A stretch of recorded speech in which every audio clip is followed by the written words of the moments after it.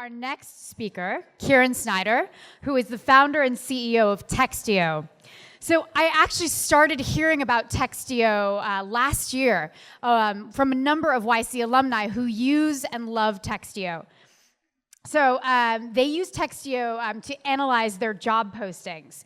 So Textio is used not only by startups, but also by large companies like Johnson & Johnson and CVS. And basically, they analyze data from job postings from around the world, and they can tell you which are going to be more successful.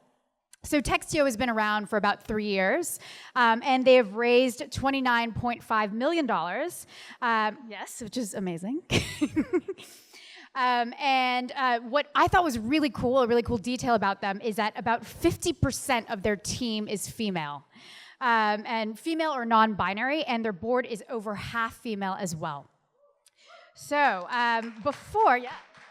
I think that does deserve a round of applause.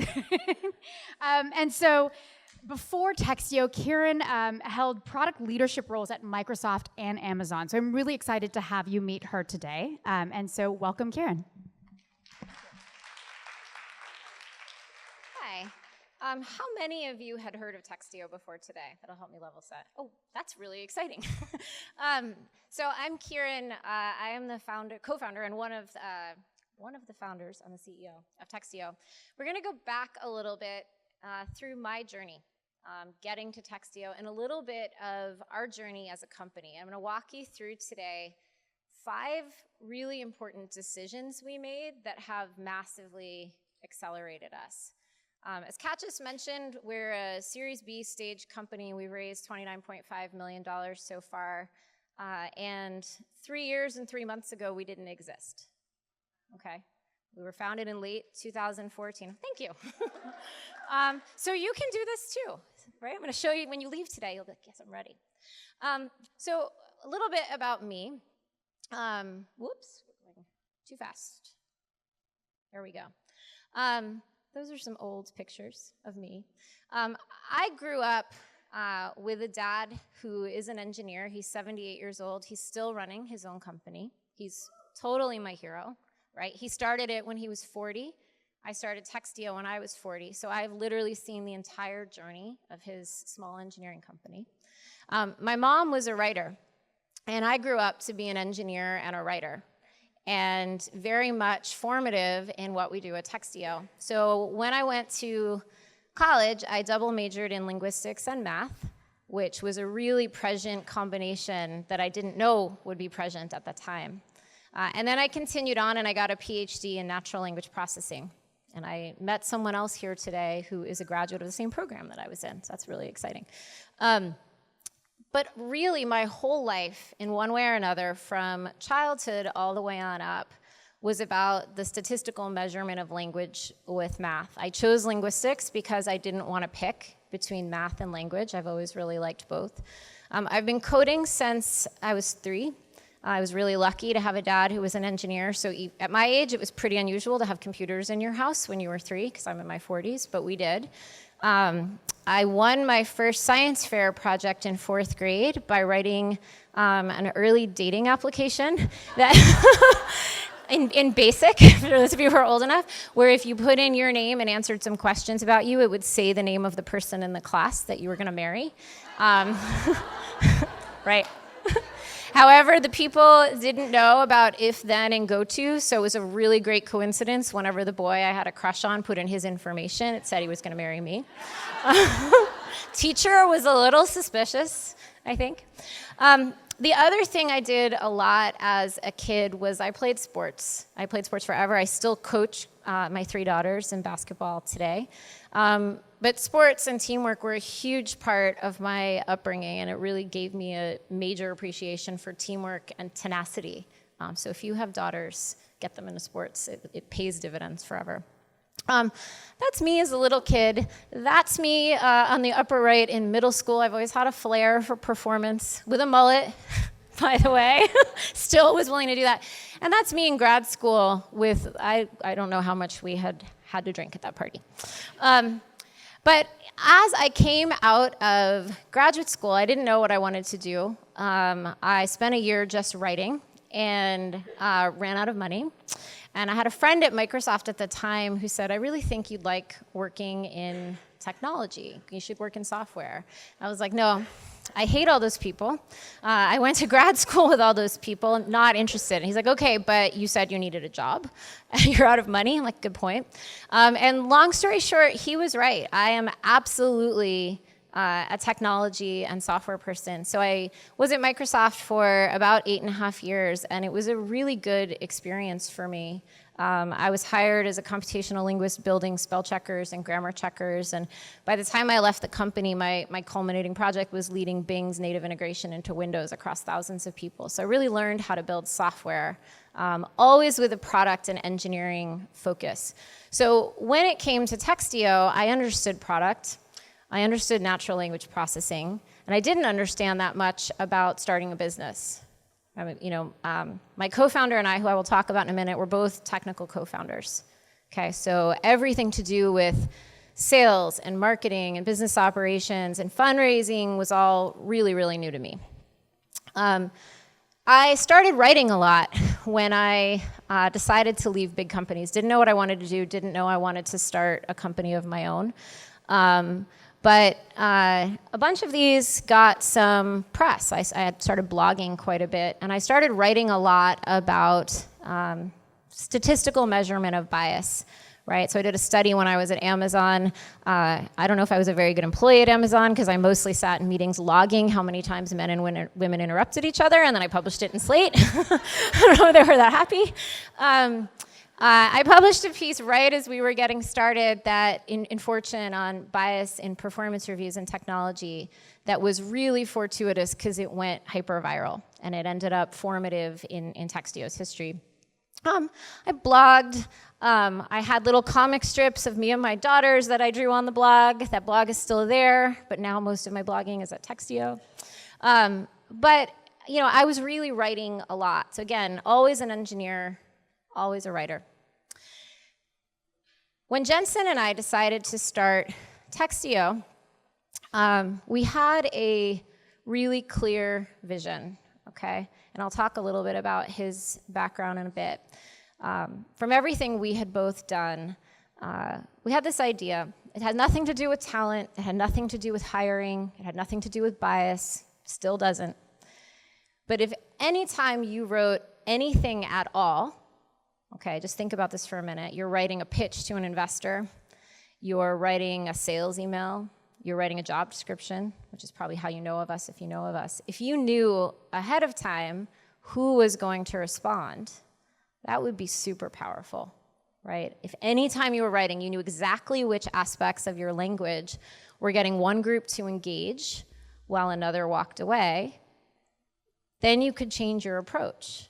Right? You could get a different result before you published it, not after you published it.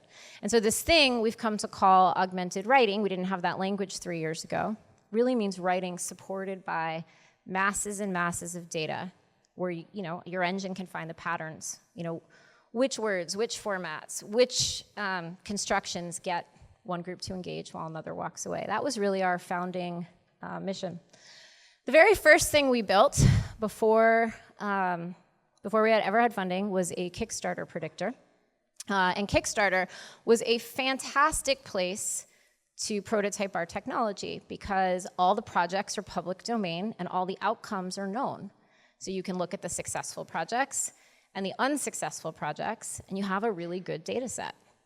And so that on the left is the first Textio UI.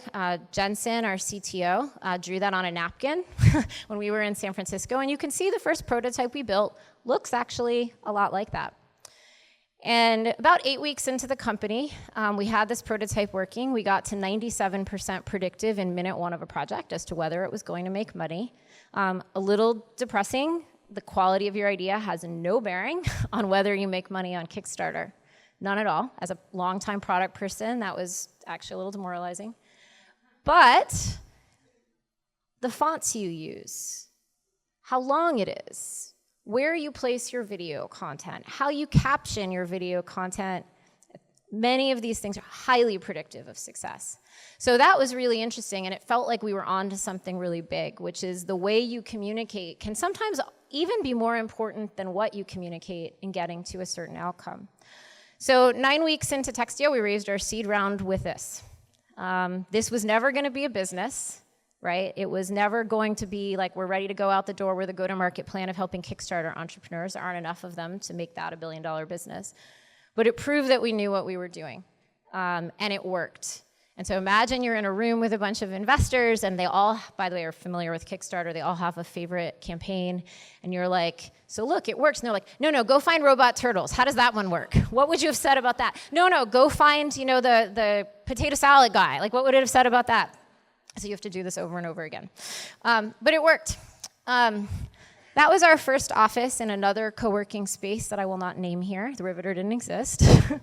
And on the right up there, those are the monitors we bought for our team when we got our seed round of $1.5 million. We made our team work without monitors. We worked without a lot of things. It was a huge day for us. Like, yes, we bought monitors. 3 years later, we just moved into a 25,000 square foot space downtown, and we're like, oh man, this is big. But that is, what we looked like in our beginning, which I'm sure for a lot of you who are just getting started is a lot what you look like too. So I'm going to walk through quickly 5 decisions that either I made or we made together that I think have accelerated our growth, and hopefully there's something useful in it for you. The first one may or may not be repeatable, but I started the company with Jensen Harris, who is our CTO. He's also my husband. So you may not be able to find that as a repeatable pattern. So that's our life, right? Up in the left is our professional headshot, which by the way took a long time to get. All of our pictures will look a little like family holiday photos. And those are our 3 daughters. So we have 3 daughters who are 3rd grade, 2nd grade, 1st grade. Yeah, we're not bored. Jensen's background is in all ways a complement to mine. So while I have been deep in language and statistical modeling and building software forever, Jensen was a musician. He went to music school, but also, like me, had been coding since he was 3. Made his way through college building shareware, which again, 20 years ago, that was a thing. And really developed an industry-wide reputation around user experience. He invented the first UI for email ever, right, in the form of Outlook. Led the design and implementation of Office ribbon commanding interface and then Windows for the whole world. So where I had this experience, really understanding how do you use NLP machine learning to find patterns in language. I was really the back-end sensibility of the company. He knew how to build a user experience truly for 1 billion people. Right? We didn't have 1 billion people. We didn't have 1 million people. We still don't have 1 billion people. But you got to aspire there. You got to build it so it's usable by people who are not linguists, not engineers, not data scientists. The fact that we've done this together wouldn't work for every family, but for us, it is an incredible foundation because there's no one I trust more, right? So if he picks something up, I know it's good. And if it's not, he's going to tell me, and vice versa. And we have very different strengths. So that's been a decision. By the way, didn't make it easier to raise money the first time around. There's certainly some people who didn't want to invest in us because we had, the family relationship that we have. Didn't make a difference in the A or the B. So just remember that. If you get over the hurdle, people look at what you can do together, and you have investors kind of in your camp. So whether you're co-founding with your spouse or not, I really like what Kristen said in the last panel. Co-founding is an amazing choice. It's solo founding. I look at what Amy Nelson is doing here with 3 babies under 4, and she's a solo founder. And hats off to you. That is hard. Co-founder gives you someone to rely on, and you need even if they're not your spouse, they're a little bit like your spouse, and you really need to have that trust. So that's kind of the first decision that really, I think, was how we got started that really accelerated us. Okay. The second important decision was the decision to start with job posts. So as I mentioned, we got started. We built a Kickstarter predictor. It has nothing to do with talent or bias. But remember, I was publishing quite a bit about really HR documents and documents about people and bias. We knew and still know that in 6-7 years from now, when we IPO, we want you writing everything with Textio. We want you writing every single thing at work with Textio. It is a bold ambition. We are going to take down Microsoft Word and Google Docs. And we can do it because we've had the opportunity to run those products. You got to start small as a startup. If you're making something that's really, really predictive, right, that actually when you type in a word processor, Kat talked about Textio as analyzing job posts. It's actually more for writing job posts. You need to give guidance that specifically works for the kind of writing that is at hand. So we realized early we had a lot of opportunity, because I had a lot of relationships and talent in HR because of work I was publishing, to do something really good for that audience. They had a problem. They're spending a lot of time and money recruiting and making recruiting content. They're not happy with how it performs, both from a time to hire perspective and certainly a diversity and inclusion perspective. They had data about the problem, so they have masses of job posts, and they keep track of how those job posts actually do with real people. And we had a technology. And so the decision to start with job posts was really essential. So focusing that broad vision in on a place where we could deliver value for companies, okay, so you could actually prove that the platform works. We had unique relationships to get us started. So if we had started out in sales and marketing, which, by the way, every investor that we first talked to asked us why we weren't starting there, because there's a lot of money in sales and marketing, we would have been choked out, right? As the head of an HR tech product, I get to go meet with CEOs of Fortune 100 companies because they care about that problem, and it's a very underserved population technologically. If we had built something in sales and marketing to start, I would have been just another sales enablement CEO, right? So find the place that is uniquely you, that you can win. We started here because we thought we could win, deliver value, and at the same time, it's had this stealth benefit, which is, by the way, in all of our companies, so you think about a company like Apple or Cisco or Johnson & Johnson, because we are mostly an enterprise product, everybody in that company is using Textio because every job function hires. And so when we're ready with products for those other domains, they know us. In fact, one of our challenges is people try to give us data for other domains ahead of our desire to be in those domains. Because remember, you're a startup. We're still only 65 people, right? You got to focus. You got to do something you can do uniquely well and win. So for us, this was a really good place to begin. The Series B we raised last year is the recognition that the platform works, and we're ready to start attaching it to other kinds of writing.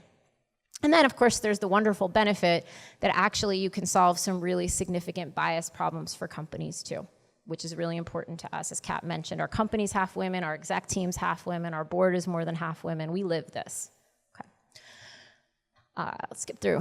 The third really big decision we made is around rebranding. So in 2000, oops, this is a skittish clicker. In 2014, that's what our logo looked like. And in 2016, we rebranded. And it really is a very stark contrast before and after. The one on the right looks like an enterprise product. It wasn't just about the look and feel, though. It's also how we talked about the product. So our director of brand experience, when he arrived at the company, observed that our team, when we were selling the product, was talking too much about how easy it was to use. And it is easy to use, right? That's Jensen's contribution in history. But no one buys something because it's easy to use. No one gives you $250,000 for something because it's easy to use. Like a skateboard, well, skateboard's a bad example, not easy to use. Like these shoes are easy to use. You buy it because of the value it provides to you. So he really made the observation that we were pitching the company and the product wrong. We were pitching about ease of use, which is a strength of ours. But actually, we should pitch the fact that when companies use the product, they fill their jobs 2 weeks faster. Or they get 23% more women into the pipeline for engineering and technology roles. That's why people buy the product. And so all of the rebranding and the way we talk about the product have contributed to an acceleration for us, because people read it differently. You buy it when you sell the value. So that was an important decision. The other thing I learned as somebody with a product background is that the product isn't only what you build. It's also how you package and sell it. So when we started out, very first thing we did was we had an invite-only beta. We ran that for 12 weeks. Once we got, 5 months into the company, we had built this beta for job descriptions. We had early prospective customers who were sharing data with us. We figured that out. The beta went well, and so we decided to commercialize. we didn't know anything about how to commercialize. So we did what a SaaS company might do, is we were like, here, go on our website. You can buy a seat of Textio for $59 a month or something for yourself, which is really cheap for the value. People loved it because it was really cheap, and they went and they bought the product, and that seemed really exciting. Until we tried to get back into those bigger mid-market or enterprise sales where they're like, well, we could just buy like 3 or 4 seats and we're good. Our team can share them. That's not good for building a scalable business. So we shifted the model. And today, the way we sell the product is with a flat fee according to the number of jobs you have open at the time you subscribe. So if you have 1,000 jobs open, you pay a flat fee for 12 or 24 months, and you add as many people as you want. In fact, you should add everybody, because the product will work better for you. As a machine learning company, that's super important to us because we're learning from more writers in the platform. And of course, in terms of our sustainable revenue, that's more important to us because we shift the value away from the individual writer to the value of the platform. What's it doing for your company? And I can't even tell you, again, I had no sales background at all. Our first 6 people were all technical at the company. I wrote a lot of the original back end of the product, but I was the only one who wanted to talk to people, which is how I ended up being the CEO. And that's certainly how I ended up being the first salesperson. So I ran sales, customer engagement, basically for a year before we hired our next person. And you can't imagine my shock the first day we received a paper check in the mail for $35,000 from my first enterprise sale. I was like, what do I even do with a paper check? Like it was 2015. I didn't even know how to get it into our bank account because it never occurred to me people would pay that way. It was like sitting around the office like a hot potato for a few days. We were all like, oh my God, someone's going to lose it. It's going to get, what are we going to do? Most people don't pay with paper checks. Although that customer on their 3rd year of renewal still pays with paper checks. Luckily, it's no longer my job to take care of the paper check. It's not where I excel. But this was a really important decision for us. Changing the way we licensed the product, you can see what happened in our revenue graph. You can see the before and after. You can see that we were going along, and then you can see, whoop, we went right up. And our customers were happier too because it made sense to them. They got it. They didn't want to have to limit usage. That's not good. You want your whole recruiting and talent and hiring team to do it. So pricing it in a way that made sense to them, and by the way, allows them to not worry about who they're giving access to, really worked for us. So think about when you first are licensing your product, remember that the way you price it and license it is just as big a part of the product itself as the actual thing you're making. Really, really important. We also figured out how to make it a better value proposition for our customers to share more and more of their outcomes data with us, the longer they're customers. So they have a lot of incentive to share data already because the product works better for them if they do, right? So they don't have to just use everybody else's aggregate model. Today, Textio's job engine is about 350 million jobs with outcomes attached. So we're adding about 10 million a month. How do you do that? You do that with your customers, right? The customers are our deep partners in this. And this was a really important piece here, which is that they provide their data, the platform learns, the guidance in the platform gets better for them as they write, they use it, we all measure together again. It creates this virtuous cycle. And if they're data partners, they pay less to use the platform because they're helping us make it. They're part of our family. That's been a huge advantage for us. Finally, the press has been really kind to us since we started. I think because we got out of the gate early, showing some impact for diversity and inclusion, the press was really excited. I was writing quite a bit, so I had some connections. But one thing we learned over our first couple of years is that not all good coverage is actually good for your business. So this is what some sampling of what like the first year of Textio press looked like. These are great brands, right? You have the New York Times writing about you, Bloomberg writing about you, Fortune writing about you. They're all writing about Textio, which is awesome, in a really narrow way. They're not telling the story of augmented writing. They're talking about bias And we care about bias. We collaborated with them on a number of these stories. Some of them are based on blogs that we did. But we realized about a year into the company that if we're going to deliver on the bigger vision, we need to change the narrative. We want these stories. This is important to us. But we don't want to be pigeonholed as a bias play. That's not what we are. We're a writing play. So we worked really, really hard over the following year or two. And Marissa, who's our director of columns, is here today and really led a lot of this work to change the narrative. These are a couple of examples of pieces we've had that have broken pretty big. We started talking about other aspects of hiring language. We started talking about what does it matter? What does it mean if you have grammar errors in your job post? Is it going to change their performance? By the way, it doesn't. I don't know if that's good or bad, but it doesn't. We have piles of data about the public job posts of every company in the world, and Textio knows the patterns that are culturally distinctive in those environments. So I know there's a lot of Amazonians here, but Amazon jobs are, let's see if we can see it, 33 times more likely to contain wickedly, and it's not all wickedly prime. But when you see things like, maniacal, wickedly, fast-paced environment show up in job posts, it's not an accident. If a bunch of people in your company are using the same language, it's your culture. So we've started telling bigger stories about writing and culture, and that's been really important for us. When I got to be on Bloomberg TV last year, I was talking about augmented writing, what it means for the future of digital writing. And yes, we absolutely talked about the fact that when Expedia's jobs are gender neutral, they fill 3 weeks faster.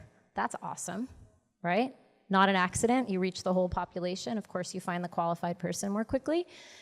But people are interested in us now for the bigger story. So we started small, and we've been broadening as we go.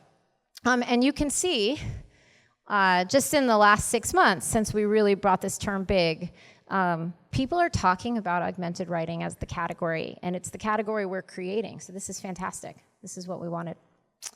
So hopefully there's something in here you can learn from. If I were recapping, I only have like a minute left. Pick that co-founder very, very thoughtfully. If they're not your spouse, they're going to feel like your spouse. In my case, I'm lucky because he's actually my spouse, and he's awesome.